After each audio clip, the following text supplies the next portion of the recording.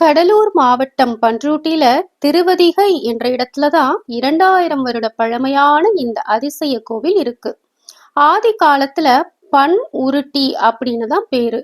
பண் அப்படின்னா பாட்டு, உருட்டி அப்படின்னா இசை. இசையோடு கூடிய பாடல்கள் நிரம்ப பெற்ற ஆலயம் அப்படின்னு பொருள்.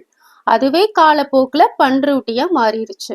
சிவபெருமான் வீர செயல்களை செஞ்ச தலத்தை தான் அட்டவீரட்ட தலங்கள் அப்படின்னு சொல்லுவோம். அதுல இந்த திருவதிகை 3வது தளம். இந்த கோவிலோட கருவறை விமானம் எண்கோண வடிவத்துல ஒரு தேர் மாதிரி அமைஞ்சிருக்கும். இதோட நிழல் தரையில் விழாதபடி கணித சாஸ்திரப்படி கட்டப்பட்ட ஒரு பிரமிக்க வைக்கிற அதிசய கோவில் இது. இந்த கோவிலை பார்த்துதான் ராஜராஜ சோழனே தஞ்சை பெரிய கோவிலோட நிழல் தரையில விழாதபடி கட்டினதா வரலாறு சொல்லுது. இப்போ இந்த கோவிலோட ஸ்தல வரலாறு என்னன்னு பார்ப்போம்.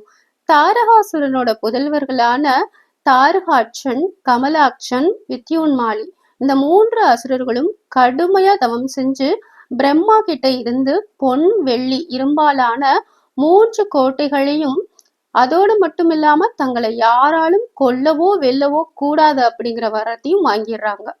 அதே மாதிரி 3 கோட்டைகளும் கொண்ட அழகிய நகரமா திரிபுரம் திகழுது. ஆனா வரத்தை வாங்கின அசுரர்கள் தேவர்களை துன்புறுத்துவாங்க. வேதனை தாங்காத தேவர்கள் சிவபெருமான் கிட்ட போய் முறையிடுவாங்க. சிவபெருமான் அசுரர்களை அழிக்க தேர்ல இறங்கி வர்றாரு. இந்த திருவதிகை கோவில் அமைப்பும் தேர் வடிவில தான் இருக்கும். பூமியை தேராக்கி, மேருமலையை வில்லாக்கி, வாசுகி பாம்பை நானாக்கி, சூரிய சந்திரனை சக்கரங்களாக்கி, இப்படி எல்லா படைப்புகளையும் ஒவ்வொரு உறுப்பாக மாற்றி புறப்படுறாரு. விநாயகரை வேண்டாம போனதுனால கோபமுற்ற விநாயகர் தேரோட அச்ச முறிச்சிருவாரு. அவரை சாந்தப்படுத்துறதுக்காக முக்கனுடைய தேங்காய் சூறைக்காய உடைக்கப்படுது. இங்கிருந்துதான் முதல்ல சூரத் தேங்காய் உடைக்கும் பழக்கம் ஆரம்பமாச்சு. தேவர்களுக்கும் மற்றவர்களுக்கும் தங்கள் உதவியினால்தான் சிவபெருமான் வதம் செய்ய போறாரு அப்படின்னு ஒரு ஆணவம் வந்துருது. இதை அறிந்த சிவபெருமான் 3 அசுரர்களையும் பார்த்து சிரிக்கிறாரு.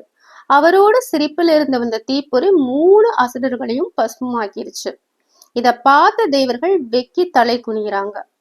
இந்த திருவதிகை கோயிலுக்கு பிரார்த்தனை செய்ய வர்றவங்களுக்கும் தான் என்ற ஆணவம் அழியும் இறைவன் அருளால.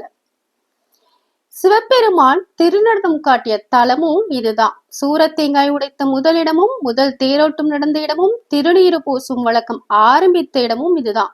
பூர்வ ஜென்ம பாவம் போக்கும் தலம் இது. கால்பட்டாலே வாழ்வில் உன்னத மாற்றம் ஏற்படும் தலம் இந்த திருவதிகை தலம்.